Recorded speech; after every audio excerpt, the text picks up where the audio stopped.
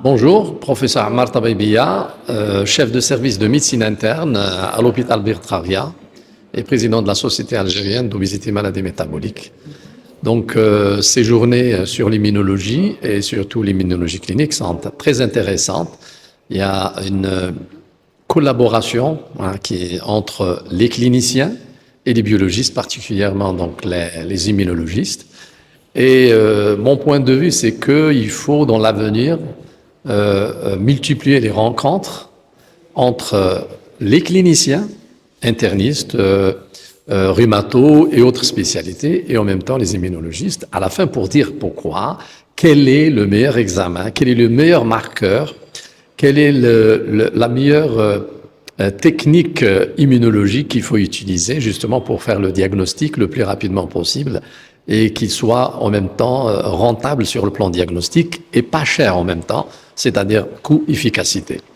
C'est très intéressant comme thème, d'accord, surtout pour le lupus érythémateux systémique, mais aussi pour les autres maladies auto-immunes et maladies auto-inflammatoires. Vous avez parlé des diabétiques.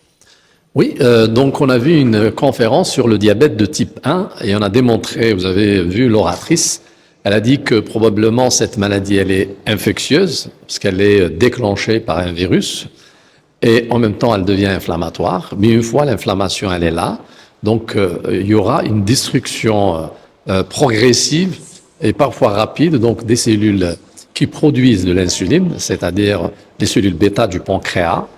Et ce qui est intéressant, c'est que une des phases, lors des premières phases, on peut aujourd'hui intervenir c'est-à-dire pour stopper l'inflammation grâce peut-être à un anticorps monoclonal qui est en cours donc d'évaluation. Et ça serait une très bonne nouvelle justement pour les diabétiques de type 1, pour les guérir si on arrive à temps, au bon moment, justement pour bloquer le processus inflammatoire et empêcher la destruction de toutes les cellules qui produisent de l'insuline. Et je pense que c'est une bonne nouvelle si on arrive à faire le diagnostic à temps et instaurer peut-être dans l'avenir le traitement au bon moment.